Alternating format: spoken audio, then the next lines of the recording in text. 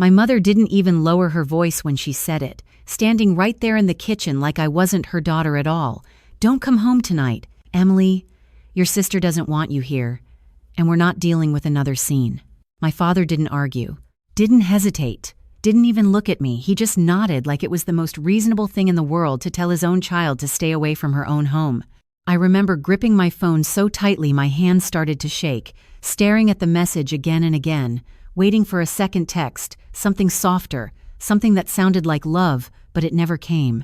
That night, I sat alone in a parked car outside a grocery store, eating a cold sandwich I didn't even taste, while my family laughed together just a few miles away, pretending I didn't exist. And the worst part wasn't that they told me not to come home. It was that I realized in that moment I didn't have one anymore. If you've ever felt like you didn't belong in the one place that was supposed to be yours, then gently tap like, subscribe, and share where you're watching from along with your local time, only if this story truly resonates with you. Because I want to know I'm not the only one who has felt this kind of silence. My name is Emily Carter. I'm 29 years old, and this is the night my own parents chose my sister over me, the night everything in my family broke for good. It didn't start out dramatic, not at first, and that's probably why it hurt more, because I kept thinking maybe I was overreacting, maybe I was the problem, just like they always said. My younger sister Sophie had always been the center of everything, the one with the soft voice, the perfect timing, the way of turning every situation into something that somehow revolved around her without anyone noticing. Or maybe they did notice. They just didn't care. Growing up, it was always, "Be patient with Sophie," or "Don't upset her, Emily." Like my emotions were something disposable, something that could be folded up and put away whenever it inconvenienced her comfort. By the time we were adults, nothing had really changed, except the stakes were higher, and the silence from my parents felt heavier. That evening, I had just finished a long shift, still in my work clothes, my feet sore, my head pounding, and all I wanted was to go home, sit at the kitchen table, maybe eat something warm, maybe feel like I belonged somewhere for just a little while. I texted my mom on the drive back, something simple, asking if they were having dinner and if I could join. And for a few minutes, there was nothing, just that quiet screen and the hum of the road beneath me. Then her reply came through, short, flat, almost rehearsed, telling me not to come, saying Sophie didn't want drama tonight, like my presence alone was something explosive, something dangerous, something they needed to protect the house from. I remember pulling over because I couldn't focus on the road anymore, my chest tightening in a way that felt unfamiliar and terrifying, like something inside me was finally cracking after years of holding everything together. I called her, thinking maybe if she heard my voice, she would soften, maybe she would realize what she was saying, but she didn't. And when my dad got on the line, it somehow got worse because he didn't sound angry or frustrated. He sounded calm, like this decision had already been made long before I even asked. He told me it was just easier this way, that Sophie had a stressful week, that I should be understanding. And I remember thinking, when did understanding become something only I was expected to give? I didn't argue. Not really, because arguing had never changed anything in that house. It just made me the villain faster. So I said okay, hung up, and sat there in the quiet, watching families walk in and out of that grocery store under bright fluorescent lights, carrying bags of food, laughing, talking, existing together in a way that suddenly felt foreign to me. I went inside eventually, bought the cheapest sandwich I could find, and sat in my car eating it slowly, staring out at nothing, checking my phone every few minutes, like maybe someone would reach out, maybe my mom would say she didn't mean it, maybe my dad would tell me to come anyway, but no one did. Hours passed like that, and the night grew colder, the parking lot emptier, until it was just me and the distant buzz of streetlights, and that's when it really sank in. Not just that they didn't want me there that night, but that they had chosen not to want me at all. And I didn't know it yet. Sitting there alone with crumbs on my lap and tears I refused to let fall. But that night wasn't just another rejection. It was the beginning of something that would change everything I thought I knew about family, about belonging, about who I was supposed to be. Because what happened next would lead me to a door I never expected anyone to open for me. I stayed in that parking lot longer than I should have, long enough for the store to close and the lights inside to dim one by one, until the only thing left was the quiet hum of the streetlights and the sound of my own breathing, slow and uneven, like I was trying to convince myself that I was fine when I knew I was not. I remember checking my phone one last time before starting the engine, not because I expected anything anymore, but because some small part of me still hoped I was wrong about them, that there would be a message waiting that said, "Come home," that said, "We miss you," that said anything that sounded like love, but the screen stayed empty, and that silence felt louder than anything they could have said. I drove without really knowing where I was going, just following familiar roads out of habit, passing by the street that led to the house I grew up in, the porch light glowing the same way it always had, warm and inviting to anyone who belonged there, which apparently did not include me anymore. I slowed down as I passed it, just for a second, and I could see shadows moving inside, hear faint laughter through the closed windows, and I wondered if Sophie was smiling, if she was sitting in my seat at the table, if they were talking about me, or if they had already erased me from the night completely. That thought settled in my chest in a way that felt heavier than anything else, because it was not just about being excluded, it was about being replaceable, like I had never really mattered in the first place. I kept driving after that, gripping the steering wheel tighter than I needed to, until the houses thinned out and the streets became quieter, less familiar, until I realized I had ended up in a neighborhood I had never been to before. Rows of modest homes with soft yellow lights glowing in the windows, the kind of place where everything looked ordinary in a way that felt almost comforting. I pulled over near the curb, not because I had a plan, but because I suddenly felt too tired to keep moving, too drained to pretend I knew what I was doing next. I sat there with the engine off, listening to the ticking sound of the car cooling down, staring at a house across the street where I could see a family gathered around a dining table, their heads close together, someone reaching for a dish, someone laughing at something that must have been small and unimportant. And for a moment, I just watched them like it was a scene from a movie I was not part of, something distant and unreal. I told myself I should leave, that it was strange to just sit there staring into someone else's life, but I could not seem to move because there was something about that simple, ordinary moment that made my chest ache in a way I could not explain. And that was when it happened, not in a dramatic way, not with some loud interruption or sudden change, but in the quietest, most unexpected way possible. The front door of that house opened, and a woman stepped out onto the porch, holding what looked like a dish covered in foil, her eyes scanning the street for a second before landing on my car. I immediately looked away, embarrassed, thinking she would go back inside, that I had been caught doing something I should not have been doing, but instead I heard footsteps coming closer, slow and careful, until there was a gentle knock on my window that made me freeze for just a second before turning my head. She did not look angry or suspicious the way I expected. She looked concerned, like she had noticed something I had not even realized I was showing. And when I rolled the window down just a few inches, she smiled softly and asked if I was all right. I remember hesitating because I did not know how to answer that question honestly without completely falling apart, and for a second I almost said yes out of habit, out of the same instinct that had kept me quiet my entire life. But something about the way she looked at me made it hard to lie. I ended up just shrugging, giving a small, awkward nod that probably said more than I intended, and she glanced at the empty passenger seat, then back at me, and said they had made too much food for dinner and asked if I wanted to join them, like it was the most normal thing in the world to invite a stranger into their home. It caught me off guard in a way that made my throat tighten, because I had just been told by my own parents that I was not welcome in my own house, and here was someone who did not know me at all, offering me a seat at their table without hesitation. I tried to refuse at first, out of instinct more than anything, saying I did not want to impose, that I was fine, but she gently shook her head and said no one should have to eat alone if they did not want to, and there was something about the way she said it that felt like an understanding she had not earned from me, but somehow still had.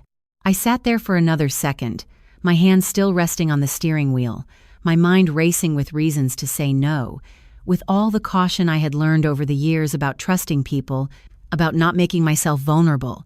But then I thought about the empty car, the cold sandwich, the silence that had followed me all night, and I realized I did not have anything left to lose in that moment. So I turned off the rest of my defenses the same way I had turned off the engine earlier, slowly and a little uncertain, and I nodded, opening the door and stepping out into the cool night air. The woman introduced herself as Linda Wilson as we walked up the short path to her house, and when she opened the door, I was met with warmth in a way that felt almost overwhelming. The smell of home-cooked food, the sound of voices that softened when they saw me, the kind of atmosphere I had spent years trying to earn from people who had never given it to me.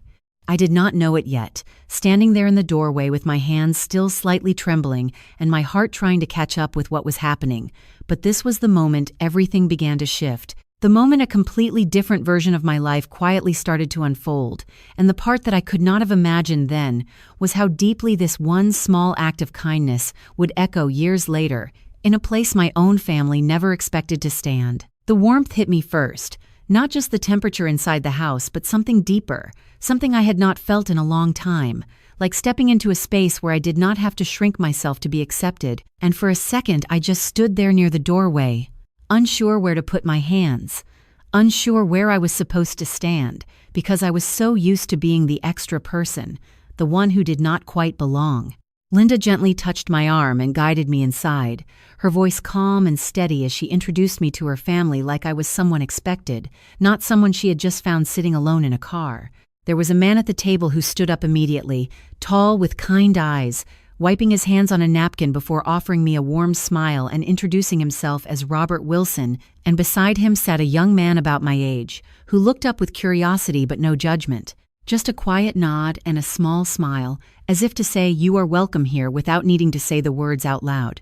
I remember noticing the way they made space for me at the table without hesitation, shifting plates and moving chairs like it was the most natural thing in the world, and that small act alone almost brought tears to my eyes, because I had spent years feeling like there was never space for me anywhere that mattered.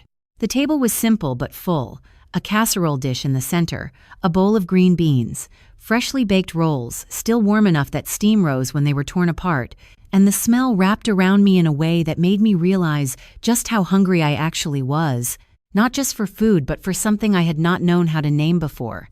I sat down slowly, still half expecting someone to question why I was there, to ask something that would make me feel like I had to justify my existence, but no one did. Instead, Linda asked if I preferred sweet tea or water. Robert passed me a plate, and the young man, who I later learned was Daniel, reached over to hand me a napkin without making a big deal out of it. They talked about normal things at first: work, the weather, a neighbor who had been renovating his house for months, and I listened more than I spoke, trying to understand how something so ordinary could feel so unfamiliar to me. Every now and then, Linda would gently include me in the conversation, asking simple questions like where I worked or if I had grown up nearby, and there was something about the way she asked that did not feel invasive. It felt like she was giving me the option to share rather than demanding it. I answered carefully at first, keeping things surface level, saying just enough to be polite without revealing anything that felt too personal, because I had learned that sharing too much too soon usually led to disappointment. But as the minutes passed, I noticed something strange happening inside me. I started to relax in a way I had not in years, my shoulders lowering, my voice softening, my guard slowly slipping without me even realizing it. There was a moment when Robert made a small joke about burning the rolls the last time he tried to help in the kitchen, and everyone laughed, including me, and the sound surprised me because it felt genuine, not forced, not calculated, just something that came out naturally, and that alone felt like a small shift in something I had believed about myself. I kept waiting for the moment when things would change, when someone would say something that reminded me I was still Doc Hotter cider, but it never came, and that was the part that unsettled me the most, because I did not know how to exist in a space where I was not being measured or compared or quietly pushed aside. At one point, Linda placed a second helping on my plate without asking, and I instinctively started to protest, saying I did not need that much, but she just smiled and said there was plenty. And for the first time in a long time, I let someone take care of me without arguing. Daniel spoke more as the night went on, asking me about my job in a way that felt genuinely interested rather than polite. And when I mentioned I worked long hours, he nodded like he understood, sharing a little about his own work without turning the conversation into something about himself. It was balanced in a way I was not used to, like a conversation where both people existed equally, instead of one person constantly adjusting to the other. Time moved differently in that house, slower but fuller, and before I knew it, I had been sitting there for over an hour, my plate empty, my mind quieter than it had been all night, and the ache in my chest that had followed me from that parking lot had softened into something I could almost ignore. But the strangest part was not the kindness itself. It was the realization that none of this required me to change who I was to earn it, that I did not have to be less emotional or more agreeable or quieter or easier to handle. I just had to be there, and that alone was enough for them. When I finally stood up to leave, I felt a hesitation I could not quite explain, like stepping back out into the cold after being somewhere warm, and Linda noticed it immediately, telling me I was welcome any time, saying it in a way that did not feel like a polite phrase people say without meaning it, but like an open door that would still be there even if I waited too long to walk through it again. I thanked them more times than I probably needed to, my voice softer now, steadier, and as I stepped outside into the night, the air felt different, not warmer exactly, but less heavy, like something had shifted just enough to make breathing easier. I walked back to my car slowly, glancing back at the house once before getting in, watching as the door closed gently behind me, the light still glowing through the windows, and for the first time that night, I did not feel completely alone. I did not know what this would become, or if I would ever see them again, but something inside me had already started to change, something small but undeniable, and as I sat there with my hands resting on the steering wheel, I realized that maybe, just maybe, the story I had been telling myself about where I belonged was not as fixed as I thought, and that was a possibility I had never allowed myself to consider before.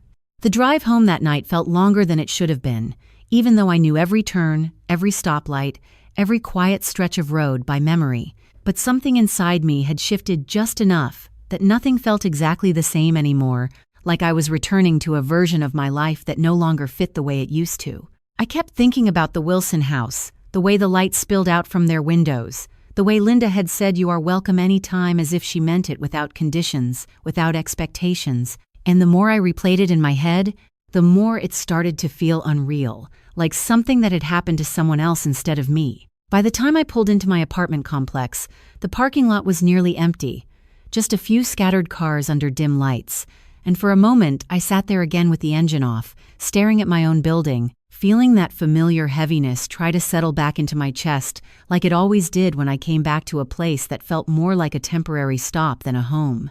Inside, everything was exactly the way I had left it, quiet, still, untouched, and I moved through the space slowly, setting my keys down on the counter, taking off my shoes, going through the motions of a routine that suddenly felt hollow compared to the warmth I had just left behind.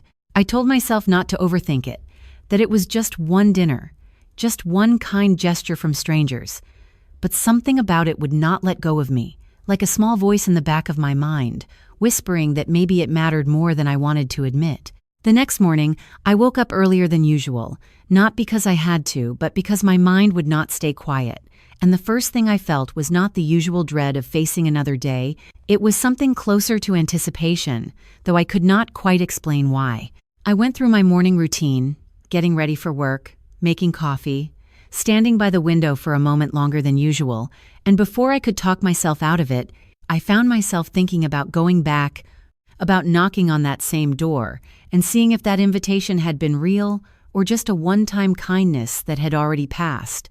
I told myself it would be strange, that people do not just show up at a stranger's house the next day, that I would be crossing some invisible line, but then I thought about the way Linda had looked at me, the way she had said I was welcome anytime, and I realized I had spent most of my life assuming that kindness always came with an expiration date because that was all I had ever known. Work that day felt different, not easier exactly, but lighter in a way that made the hours pass without that constant weight pressing down on me, and more than once, I caught myself drifting back to the memory of that dinner, to the sound of their voices, to the way no one had made me feel like I needed to justify being there. By the time my shift ended, I was standing in the parking lot again, keys in hand, caught between going back to my apartment and pretending nothing had changed, or taking a risk that felt small to anyone else but huge to me. I sat in my car for a few minutes, staring at the dashboard, listening to the faint ticking sound of the engine cooling, and then, before I could overthink it any further, I started the car and turned in the direction of that quiet neighborhood. The drive felt shorter this time, like my mind was too focused on what I was about to do to notice the distance, and when I finally turned onto that same street, My heart started beating faster in a way that made me question if I was making a mistake. The house looked the same as it had the night before. Soft light glowing through the windows, the porch light on, everything calm and ordinary. And I parked a little farther down this time, telling myself I could leave, without being noticed if it felt wrong. I sat there for a moment, hands resting on the steering wheel, taking a breath that felt deeper than usual, and then I got out of the car and walked up the short path to the front door, each step feeling heavier than the last. When I knocked, the sound seemed louder than it should have been in the quiet evening air, and for a second I considered turning around and leaving before anyone answered. But then the door opened, and there was Linda again, her expression shifting from mild surprise to a warm smile that immediately eased something in my chest. She did not question why I was there, did not make me feel like I needed to explain myself. She simply said, "I am so glad you came back," as if she had been expecting me all along, and that alone was enough to make me realize this was not just a moment, it was something more. Inside, the house felt just as warm as it had the night before, the same gentle hum of life, the same sense of ease, and when Robert greeted me with that same steady kindness, and Daniel gave me a small, familiar nod, it felt less like walking into a stranger's home, and more like stepping into a place that was slowly, quietly becoming something else to me. I did not know how to define it yet, did not know what this connection would grow into, or how it would change the path I had been on, but I could feel it happening in real time, like the beginning of a shift I could not stop, even if I wanted to. And the part that unsettled me most was not the uncertainty. It was the realization that for the first time in a long time, I did not want to stop it. It did not become something big all at once. There was no single moment where everything suddenly changed. It happened in small, almost unnoticeable ways. The kind that build quietly over time until one day you realize your life looks completely different than it used to. At first, I told myself I would only stop by occasionally, that I did not want to overstep or make myself too comfortable in a place that was not mine. But Linda never treated me like a guest who needed to be careful. She treated me like someone who was already part of the room. A few days turned into a routine I did not plan, stopping by after work once or twice a week, sometimes just for dinner, sometimes just to sit and talk, and each time I walked through that door, the hesitation I used to feel grew smaller, replaced by something steadier, something that felt unfamiliar but right. Robert would always ask about my day in a way that made me feel like the answer mattered, not just a polite question to fill silence, and over time I found myself answering more honestly, sharing things I would have kept to myself before, little frustrations, small wins, pieces of my life that I had learned to keep quiet because no one had ever really listened. Daniel became a constant presence in a way that felt natural, never forced, and I noticed how easy it was to talk to him compared to anyone else I had known, how conversations flowed without me having to measure every word or second-guess every reaction. He had a calm way of listening, the kind that made you feel understood without needing to explain everything, and sometimes we would end up talking long after everyone else had moved on to something else, standing in the kitchen or sitting on the back steps, discussing things that were simple on the surface but somehow felt important. What surprised me most was not just how kind they were, it was how consistent it was. There were no sudden shifts, no moments where the warmth disappeared or turned into something conditional. It stayed steady, reliable, and that consistency slowly began to undo something inside me that I had not even realized was there. I started to notice the contrast more clearly, not because I was comparing on purpose, but because it became impossible not to. At the Wilson house, I was included without having to earn it, but in my own family, everything had always felt like a test I could never quite pass. That realization settled in slowly, not as anger at first, but as clarity, like seeing something clearly for the first time, after years of trying to convince yourself it was different. I still heard from my parents occasionally, short messages that felt more like obligations than genuine concern, asking if I was busy or reminding me about family events that I knew would revolve around Sophie, and each time I read those messages, I felt that familiar tightening in my chest, the pull of something I had spent my whole life trying to hold on to. But now there was something new alongside it, something that made it harder to ignore how one-sided it had always been. I went to a few of those gatherings out of habit more than anything, telling myself that maybe things would be different, that maybe I had just been too sensitive before, but nothing had really changed. Sophie still controlled the atmosphere without saying much. My parents still adjusted everything around her comfort, and I still found myself standing on the edges of conversations, waiting for a moment to feel like I belonged, a moment that never quite came. The difference now was that I could feel it more clearly. The imbalance, the quiet dismissal, the way I was always slightly out of place. And once you see something like that clearly, it becomes impossible to unsee it. One evening, after leaving another one of those dinners earlier than anyone seemed to notice, I drove straight to the Wilson house without even thinking about it. And when Linda opened the door and smiled like she was genuinely happy to see me, something inside me finally shifted in a way that felt permanent. I realized that I had been trying to earn something from my own family that they had never been willing to give, and at the same time I had been hesitating to accept something freely offered to me somewhere else. That thought stayed with me longer than anything else, because it forced me to question something I had always believed, that family was something you had to hold on to no matter how it made you feel, no matter how much it cost you. Over time, I started to pull back, not in a dramatic way, not with arguments or confrontations, but quietly, the same way everything else had changed. I answered fewer messages, attended fewer gatherings, stopped trying to insert myself into spaces where I was not really wanted, and instead, I leaned into the place where I was already accepted. It was not about replacing one family with another, at least that is what I told myself at first. It was about finding somewhere I did not have to fight to exist. And somewhere along the way, without me realizing exactly when it happened, that place stopped feeling like somewhere I visited and started feeling like somewhere I belonged. And the part that I did not fully understand yet was how much this quiet shift would matter later, when two completely different parts of my life would collide in a way no one saw coming, least of all the people who had once told me I did not belong in their home. The change did not announce itself. It did not come with a clear moment where I could point and say, this is when everything became different.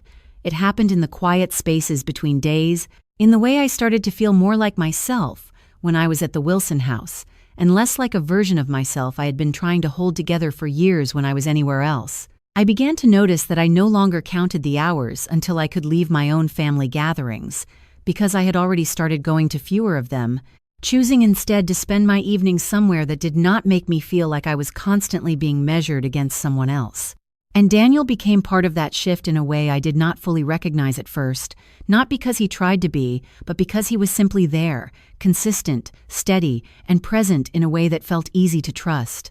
We started talking more, not just in passing or as part of a group, but intentionally, staying up later after dinner, sometimes stepping outside to sit on the back porch, where the air was cooler, and the noise of the house faded into the background. There was something about those conversations that felt different from anything I had experienced before, because I did not feel like I had to edit myself or anticipate how my words would be received. I could just say what I was thinking and trust that it would be met with understanding instead of judgment. He asked questions that made me pause, not because they were difficult, but because they made me realize how rarely anyone had taken the time to really understand me. One night, he asked me what I actually wanted, not what I was expected to want or what I thought I should say, but what I truly wanted for myself, and I remember hesitating because I did not have an immediate answer. That question stayed with me long after the conversation ended, because it made me realize how much of my life had been shaped around trying to fit into a place that had never really made space for me. As weeks turned into months, I found myself opening up in ways that surprised me, sharing parts of my past that I had never spoken out loud before, not because they were dramatic or overwhelming, but because they had always felt too insignificant to matter to anyone else. I told him about the constant comparisons growing up, about the subtle ways I was always made to feel like I was too much or not enough depending on what was convenient, about the night I sat alone in that parking lot because I was told not to come home, and he listened without interrupting, without trying to fix it, just present in a way that made it easier to say the words. When I finished, there was a quiet moment where I expected him to say something reassuring or offer some kind of explanation. But instead, he simply said that none of that should have happened to me, and for some reason, that simple acknowledgement meant more than anything else he could have said. It was not about making it better or changing what had happened. It was about someone seeing it clearly and not dismissing it. And that alone felt like a shift in something I had been carrying for years. I started to see the difference more clearly after that, not just between my family and the Wilsons, but between who I had been and who I was becoming. I noticed that I laughed more easily, that I spoke more freely, that I did not feel the same tightness in my chest when I walked into a room, and it was not because my circumstances had suddenly become perfect. It was because I had finally found a place where I was not constantly trying to prove that I deserved to be there. At the same time, my connection with my own family continued to fade, not in a dramatic or confrontational way, but in small, quiet steps that added up over time. Messages went unanswered a little longer, invitations were declined more often, and the sense of obligation that had once kept me tied to them started to loosen in a way that felt both unfamiliar and freeing. There were moments when I questioned it, when I wondered if I was doing something wrong by pulling away, if I was the one creating distance that could have been avoided. But those thoughts never lasted long, because every time I stepped back into that environment, I was reminded of exactly why I had started to leave in the first place. The contrast had become too clear to ignore, and once you see something for what it truly is, it becomes impossible to go back to pretending it is something else. One evening, as I was getting ready to leave after another dinner at the Wilson house, Linda stopped me at the door and asked if I would be coming by for a small gathering they were planning the following weekend. Something casual, just a few extended family members, and the way she asked it, like my presence was expected, not optional, caught me off guard in the best way. I said yes without hesitation, and as I walked back to my car that night, I realized that somewhere along the way, without me fully noticing when it happened, I had stopped feeling like an outsider in that house. It was not something I had earned through effort or time. It was something that had been given freely and then reinforced through consistency, and that made it feel more real than anything I had spent years trying to build elsewhere. But what I did not know then, what I could not have predicted in that quiet moment as I sat behind the wheel with a sense of calm I had not felt in years, was that this growing connection, this sense of belonging I was slowly building, would soon intersect with the part of my life I had been quietly stepping away from, and when it did, it would not be subtle, it would not be easy to ignore, and it would force everything that had been hidden beneath the surface into the open in a way that no one was prepared for. The invitation for that small gathering stayed in my mind longer than I expected, not because it was unusual on the surface, but because of what it represented underneath. Something steady, something real, something that did not feel like it could be taken away from me at any moment, the way everything else in my life always had. The days leading up to it passed with a quiet sense of anticipation that I tried not to overthink, telling myself it was just another evening, just another dinner, but I knew it was more than that. Because this time it was not just about being included, it was about being expected. When the day finally came, I found myself standing in front of my closet longer than usual, not because I did not know what to wear, but because I realized I actually cared, not in the way I used to when I was trying to impress people who barely noticed me, but in a way that felt personal, like I wanted to show up as the version of myself I was slowly becoming. I chose something simple, something comfortable, and as I drove over, I noticed that familiar nervous energy in my chest, but it was different from before. It was not fear of rejection. It was something closer to wanting to belong and hoping I already did. The house looked more lively than usual when I arrived. A few extra cars parked along the street, soft voices and laughter carrying through the open windows, and for a moment I paused at the end of the walkway, taking in the scene, reminding myself that I was not just someone passing through anymore. When I knocked, the door opened quickly, and Linda greeted me with the same warmth as always, pulling me into a brief, gentle hug that caught me off guard but felt natural at the same time, like something that had been missing for a long time without me fully realizing it. Inside, there were a few people I had not met before, relatives and close family friends, all gathered in small groups, talking, laughing, moving easily through the space like they had done it countless times before. Linda introduced me without hesitation, her voice steady and proud in a way that made something shift inside me, like she was not just acknowledging my presence but placing me within the family itself, and no one questioned it. No one looked at me with confusion or hesitation. They simply accepted it the same way they accepted each other.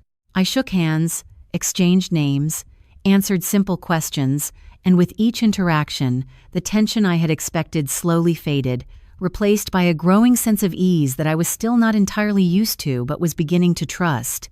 Daniel was there too, moving between conversations with that same calm presence, and when he caught my eye from across the room, there was a small, familiar smile that grounded me instantly, like a quiet reminder that I was not alone in that space. As the evening unfolded, I found myself slipping into conversations more naturally, laughing without overthinking, speaking without rehearsing, and noticing how different it felt to be part of something instead of standing just outside of it. At one point, I was standing near the kitchen, helping Linda bring out a tray of food, when one of her relatives casually asked how long I had known the family, and I hesitated for just a second, not because I did not have an answer, but because I realized the timeline did not matter as much as what had developed within it. Before I could respond, Linda answered for me, saying with quiet certainty that it felt like much longer than it actually had, and everyone nodded as if that made perfect sense, and in that moment, I understood something I had never been able to put into words before. That belonging was not measured in time, it was measured in how deeply you were seen and accepted. The evening continued like that, full of small moments that built on each other, each one reinforcing the idea that this was not temporary, that this was not something I had to be careful with or prepare to lose. And for the first time in a long time, I allowed myself to fully relax into it without holding anything back. But as much as everything felt right in that space, there was a part of me that still carried the weight of where I came from, the part that had learned to expect things to shift without warning, to expect that something would eventually disrupt the calm I had found. That thought lingered quietly in the background as the night went on, not strong enough to overpower what I was experiencing, but present enough to remind me that my story was not entirely separate from the one I had been trying to leave behind. And then, as if to confirm that nothing stays separate forever, my phone buzzed in my pocket, a small, ordinary sound that somehow felt louder than it should have in that moment. I ignored it at first, not wanting to break away from the conversation I was in, not wanting to let that other part of my life intrude on this one, but it buzzed again, and then again, insistent in a way that made it impossible to ignore. I stepped away quietly, moving toward the hallway where the noise softened, and when I finally looked at the screen, my chest tightened in a way I had not felt in weeks. It was my mother, followed by another message from my father, and then one from Sophie, all within the span of a few minutes, and the words on the screen were short but urgent, asking where I was, asking why I had not responded, asking me to come home, because something important was happening. I stood there for a moment, staring at the messages, feeling the old pull begin to surface again, that familiar sense of obligation, of being needed only when it was convenient for them, and for a second, I did not know what to do. I could feel two different parts of my life pulling in opposite directions, one that had always demanded my presence without ever offering me anything in return, and one that had given me a place without asking for anything at all. And in that quiet hallway, with the soft sound of laughter still echoing from the other room, I realized that whatever choice I made in that moment would not just be about where I went that night, it would be about which version of my life I was ready to hold on to, and which one I was finally ready to let go. I stared at the screen longer than I should have, reading the messages over and over like maybe the words would change if I looked at them differently, like maybe this time there would be something in them that felt like concern for me, instead of urgency for themselves. But it was the same pattern I had known my entire life. Short demands, no explanation, no acknowledgement of the silence that had existed before this moment, just an expectation that I would show up when they decided I was needed.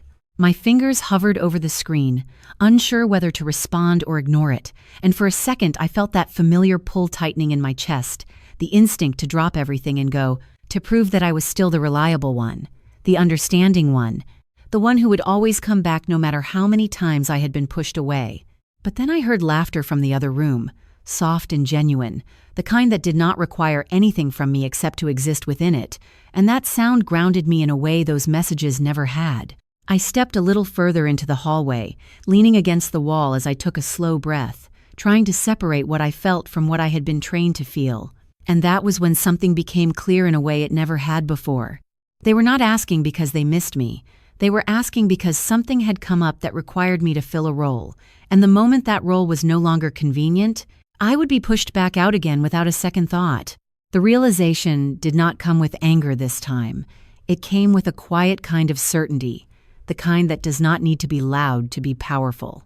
I unlocked my phone and typed a simple response, asking what was going on, and the reply came almost immediately from my mother, saying that Sophie was upset, that there had been an argument with someone, that they needed me to come help calm things down, because I was always better at handling situations like that. I read that line twice, feeling something shift inside me, because it was the same role I had been given for years, the mediator, the one who absorbed tension so everyone else could stay comfortable, the one who fixed things without ever being acknowledged for it.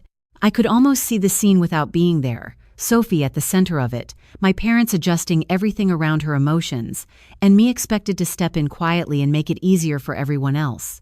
My father's message came through next, shorter, more direct, saying that I needed to come home now, and there was something about that word, home, that stopped me for just a second because I realized it no longer meant what it used to. I looked down at the screen, then back toward the living room where voices overlapped in easy conversation, and I felt the contrast so clearly it almost surprised me. One place called me only when it needed something from me. The other made space for me without asking for anything at all. For a moment, I stood there in the middle of that hallway, caught between two versions of my life, one built on obligation, and one built on something that felt closer to choice. And I realized that the decision in front of me was not as complicated as I had been making it. It was just unfamiliar. I typed another message, slower this time, more deliberate, telling them I could not come that night, that I was busy, that they would have to handle it without me. And when I pressed send, my heart started beating faster, not because I thought I had done something wrong, but because it was the first time I had said no without trying to soften it or explain it away. The response came quickly, but it was not what I expected. There was no understanding, no attempt to respect the boundary I had just set, just more messages layered on top of each other, my mother saying this was important, my father reminding me that family should come first, Sophie sending a short message asking why I was making things harder for her when she needed support. I stared at those words, feeling that old pressure try to rise again, the guilt, the responsibility, the sense that I was somehow failing them by not showing up the way I always had. But this time, it did not settle in the same way. It did not take root the way it used to, because there was something else there now, something stronger, something that had been building quietly over the past few weeks. I realized that nothing in those messages had anything to do with me as a person. It was all about what I could provide, what role I could play, what gap I could fill in a moment that had nothing to do with my own needs or my own feelings.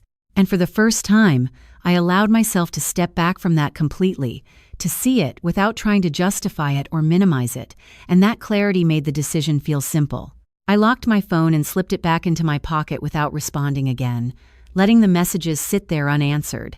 And as I did, I felt something release inside me, not all at once, but enough to make a difference. When I stepped back into the living room, the atmosphere had not changed, the conversation still flowing, the warmth still present, and Daniel glanced at me briefly, his expression calm but observant, like he could tell something had shifted even if he did not know exactly what. I gave a small nod, more to myself than to him, and moved back into the space, picking up a conversation where I had left off, allowing myself to be present in a way I had not been able to just a few minutes earlier. The rest of the evening passed without interruption, without any more vibrations from my phone that I chose to acknowledge. And for the first time, I did not feel divided between two places. I felt grounded in one. And later that night, as I walked back to my car under the soft glow of the streetlights, I realized that something important had just happened, not in a dramatic or visible way, but in a quiet decision that would change the way everything unfolded from that point on. Because I had finally chosen not to go back when they called, and I had no idea yet how much that one choice would disrupt the balance they had always relied on, or how soon they would come looking for me again, expecting things to be exactly the same. The next morning was quieter than I expected, not because my phone had stopped lighting up, but because something inside me had finally learned how to stay still even when everything else was trying to pull me back in. I saw the missed calls before I even got out of bed, 3 from my mother, 1 from my father, and 2 messages from Sophie that I had not opened yet. And for a moment, I just stared at the screen, feeling that familiar tension try to creep back in, the sense that I was already behind, already failing some invisible expectation they had set without ever asking if I agreed to it. But this time, I did not reach for my phone right away. I did not rush to respond or explain or apologize. I just set it down on the nightstand and let the silence exist without trying to fill it. It felt strange at first, almost uncomfortable, like I was breaking a rule I had followed my entire life. But underneath that discomfort, there was something steadier, something that felt like control instead of obligation. When I finally did check the messages, they were exactly what I expected. My mother asking why I had not come, my father reminding me again that family shows up for each other, Sophie saying that I had made things worse by not being there and that she had needed me. I read each one slowly, not because the words were difficult to understand, but because I was seeing them differently now, not as requests or even accusations, but as patterns, the same cycle repeating itself in slightly different forms. There was no acknowledgement of how they had treated me before, no recognition of the times I had been excluded or dismissed, just an expectation that I would continue to show up in the role they had assigned me. And for the first time, I did not feel the need to step back into that role just because they asked.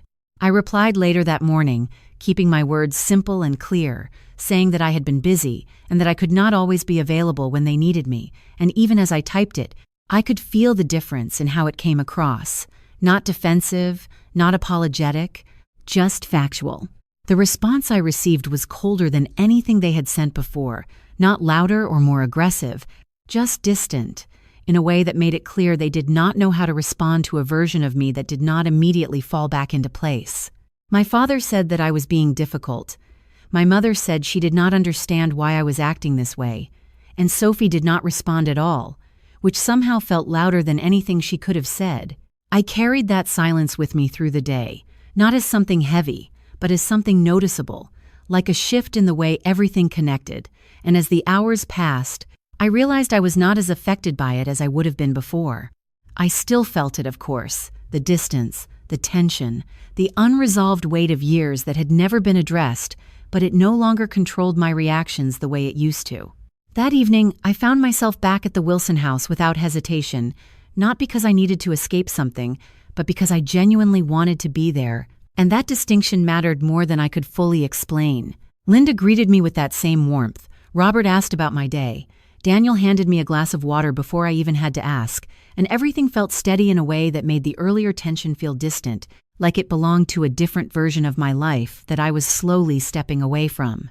We talked about small things at first: work, plans for the weekend, a neighbor who had just adopted a dog, and I noticed how easily I slipped into the rhythm of it, how natural it felt to be part of something that did not require me to constantly adjust myself to fit. At one point, Daniel and I stepped outside onto the back porch, the evening air cool and quiet, and he asked me if everything was all right, not in a way that pushed for details, but in a way that left space for me to answer honestly if I chose to. I hesitated for a moment, not because I did not trust him, but because I was still getting used to the idea that I did not have to carry everything on my own, and then I told him, simply, that my family had wanted me to come home the night before and that I had said no.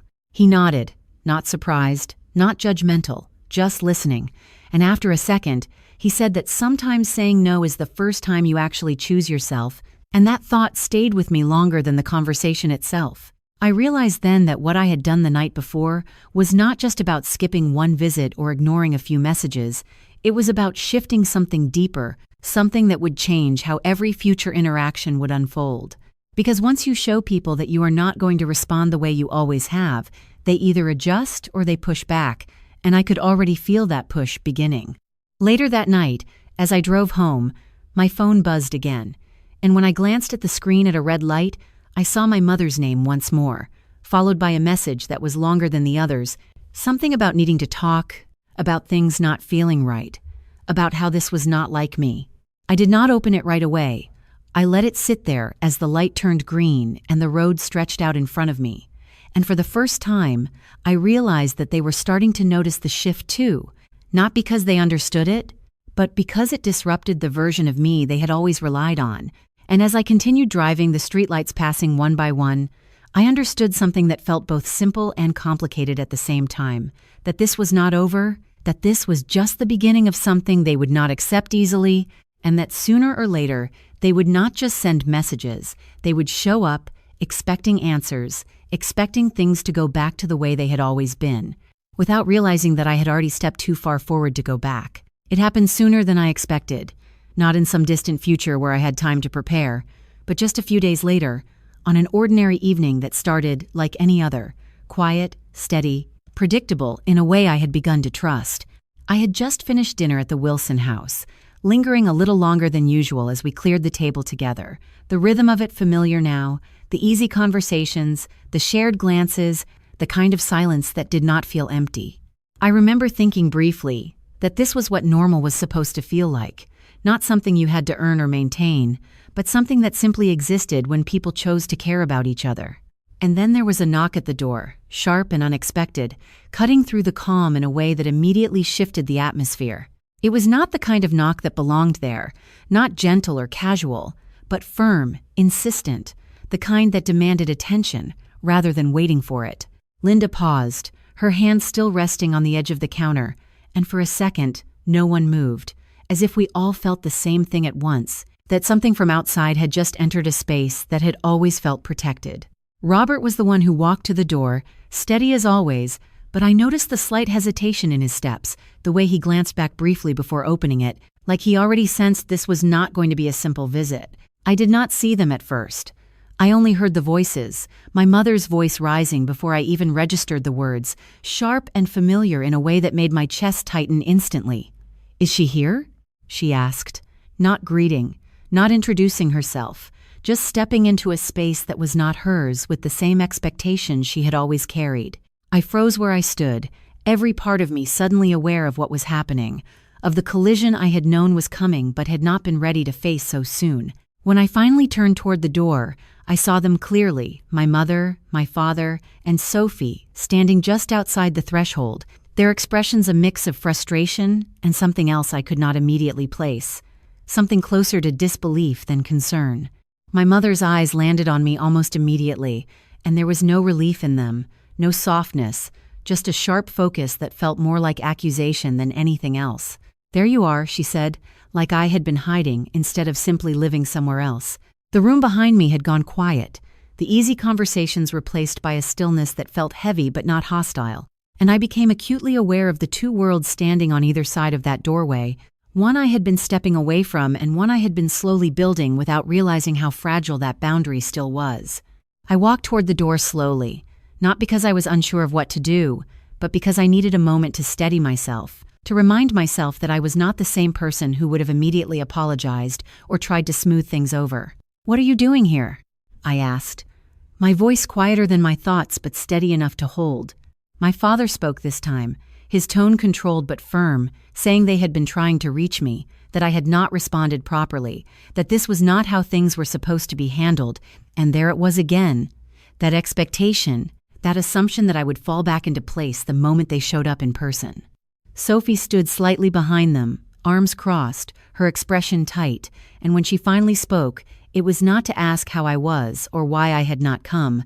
It was to say that I had embarrassed her by not being there when she needed support, as if my absence had somehow become an offense against her. I felt that familiar pressure rise again, the instinct to explain, to defend myself, to make it easier for them to understand, but something held me back, something that had been building over the past few weeks, something that did not want to collapse the moment it was tested.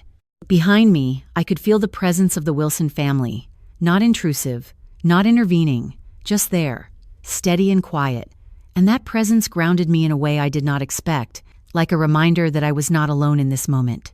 Linda stepped slightly closer, not between us, but near enough that I could feel the support without it being spoken, and that alone made it easier to hold my ground.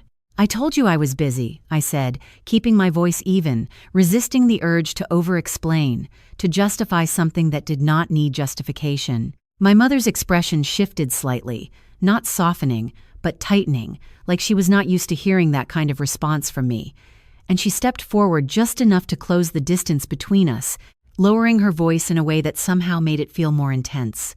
"Busy doing what?" she asked, her eyes flicking briefly past me into the house, taking in the space, the people, the warmth that she had never offered me in the same way. That glance said more than her words, and I could see the realization beginning to form, not fully understood, but enough to make her uncomfortable. "This is not your place," she added, and there it was, the line drawn clearly, the attempt to define where I belonged and where I did not, as if that decision had always been theirs to make. I felt something settle in me at that moment. Not anger, not even hurt, just a clarity that made everything else feel distant. "It is," I said simply, not raising my voice, not stepping back, just stating it in a way that did not leave room for argument. There was a brief silence after that, the kind that stretches just long enough for everyone to realize something has changed, and I could see it on their faces, the confusion, the resistance, the beginning of something they were not prepared to accept. And in that doorway, with both sides of my life standing in front of me, I understood that this was the moment everything would start to unravel for them, not because I was doing anything dramatic, but because I was no longer willing to be the person they had always expected me to be, and that was something they did not know how to control. For a moment, no one spoke, and that silence felt heavier than anything that had been said, because it was filled with something new, something unfamiliar, something my family did not know how to respond to. My mother's expression hardened slightly, her lips pressing together as if she was trying to decide whether to push harder or pull back, but I could see it in her eyes. She was not used to this version of me, the one who did not immediately fold under pressure, the one who did not rush to explain or apologize. "Emily," she said finally, her tone shifting into something more controlled, something that sounded almost reasonable on the surface. "We need to talk. This is not how you handle family matters." I felt that phrase settle between us, familiar and predictable, the same language they had always used to pull me back into place, to remind me of what I was supposed to prioritize, but it did not land the same way anymore. "We can talk," I said, keeping my voice even, "but not like this. And not because you showed up unannounced expecting me to drop everything." The words surprised even me, not because I had not thought them before, but because I had never said them out loud, never allowed them to exist in a space where they could not be ignored or softened. My father shifted his weight slightly, his expression tightening as he stepped forward, his presence always meant to reinforce authority without needing to raise his voice. "You are making this more complicated than it needs to be," he said. And there it was again, the implication that my response, not their actions, was the problem.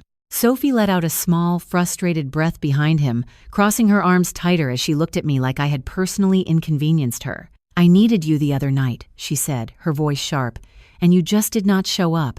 Do you even realize how that made me look?" That question hung in the air, and for a second I almost laughed, not because it was funny, but because it was so perfectly aligned with everything I had come to understand. It was never about how I felt, never about what I needed. It was always about how my actions affected her, how they reflected on her, how they disrupted the image she was used to maintaining. I looked at her, really looked at her, and for the first time, I did not feel the need to adjust myself to make her more comfortable. "I did realize something," I said slowly, choosing my words carefully. "I realized that I have spent years showing up for everyone else, even when no one was showing up for me." That was the first time I said it that clearly, without softening it, without adding anything to make it easier to hear. And the reaction was immediate, not in words, but in the shift of their expressions, the way my mother's eyes narrowed slightly, the way my father's posture stiffened, the way Sophie looked almost offended by the idea itself. "That is not true," my mother said quickly, her voice carrying that familiar tone of dismissal, like if she said it firmly enough, it would overwrite my experience entirely. "We have always been there for you." I felt a quiet steadiness settle in my chest as she said that, not because I agreed, but because I no longer felt the need to argue every detail to prove otherwise. "You told me not to come home," I said, my voice still calm but more grounded now, "because Sophie did not want drama. That was not a misunderstanding. That was a choice." The words landed differently than anything else had so far, because they were specific, undeniable, something that could not be easily redirected or reinterpreted. There was a brief pause, just long enough for the truth of it to sit there without being immediately covered by something else, and in that pause, I saw something flicker across my mother's face, not guilt exactly, but recognition, quickly followed by resistance. "That was one situation," she said, her voice sharper now, "and you are overreacting by turning it into something bigger than it was." I almost expected that response, the minimization, the attempt to shrink something that had shaped how I saw everything else, but this time, it did not pull me back into doubt the way it used to. It was not just one situation, I replied, still steady, still calm. It was just the one that made everything else clear. Behind me, I could feel the quiet presence of the Wilson family, not interrupting, not stepping in, just there. And that presence made it easier to stay where I was, to not step back into the version of myself that would have tried to smooth this over. My father exhaled slowly, as if he was losing patience, and glanced briefly past me into the house again, taking in the scene with a different kind of focus now, like he was trying to understand something he did not have control over. "You are letting other people come between you and your family," he said, and that was when something shifted in me again, not in reaction, but in clarity. "No," I said quietly, shaking my head once. "I am choosing to stay where I am treated like I matter." The simplicity of that statement seemed to land harder than anything else, because it removed all the complexity they were trying to place around it, all the arguments, all the expectations, and reduced it to something they could not easily argue against without revealing more than they intended. Sophie scoffed softly, looking away for a moment before meeting my eyes again. "So you are just replacing us?" she asked, her tone carrying a mix of disbelief and accusation. I held her gaze, not with anger, but with something steadier. "No," I said. "I stopped trying to replace myself to fit into something that never had space for me." That was when the silence returned, heavier this time, not uncertain but final, in a way that felt different from before, and I could see it in their faces, the realization that this was not a temporary disagreement, not something that would be resolved by a few conversations or a change in tone. This was something deeper, something that had already shifted beyond their immediate reach. And standing there in that doorway, with both sides of my life fully visible, I understood that this was not the end of the conflict. It was just the moment where it became undeniable, the moment where they could no longer pretend that nothing had changed.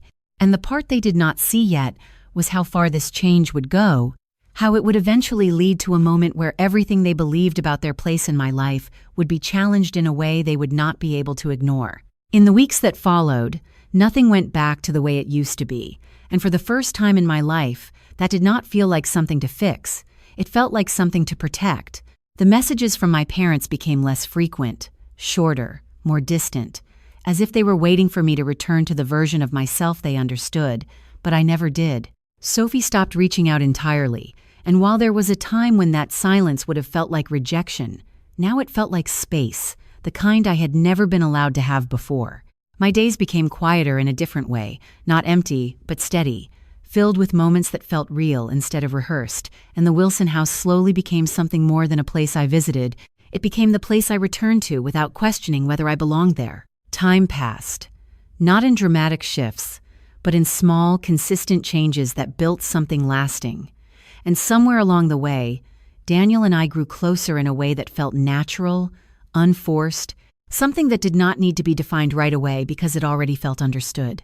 And then one day, standing in a room filled with soft light and quiet anticipation, I found myself walking down an aisle I never thought I would reach, not because I was not capable of it, but because I had never believed I would get there feeling this whole. I saw them then, my parents, sitting a few rows back, their expressions unreadable at first. But as I got closer, I saw it clearly, the shock, the confusion, the realization that the life I had built no longer revolved around them, that the place they once held in my world had shifted in a way they could not control. And when I reached the front, when I stood beside the man who had been part of the family that chose me when my own did not, I felt something settle in me completely. Something that had been building since that night in the parking lot, something that no longer needed validation from anyone else. The ceremony itself was simple, but it meant more than anything I had ever experienced, not because of the event, but because of what it represented. A life built on choice instead of obligation, on mutual care instead of silent expectations. And when it was time to speak, when all eyes turned toward me, I did not look at them first. I looked at the people who had shown me what it meant to be seen. And I thanked them, not in a way that felt like repayment, but in a way that acknowledged the truth, that they had given me something I had not known how to give myself before. Only then did I let my gaze shift, just briefly, toward the past I had stepped away from. And in that moment, I did not feel anger or resentment. Just a quiet understanding that some people will never see you clearly. And that does not mean you are hard to love, it just means you were looking for it in the wrong place. Life now is not perfect. It still has its uncertainties, its quiet moments of doubt, but it is mine in a way it never was before, shaped by choices I made instead of roles I was assigned, and that difference has changed everything. If there is one thing I have learned through all of this, it is that setting boundaries is not about pushing people away. It is about finally allowing yourself to exist without shrinking, and that healing does not come from waiting for others to change. It comes from choosing yourself even when it feels unfamiliar.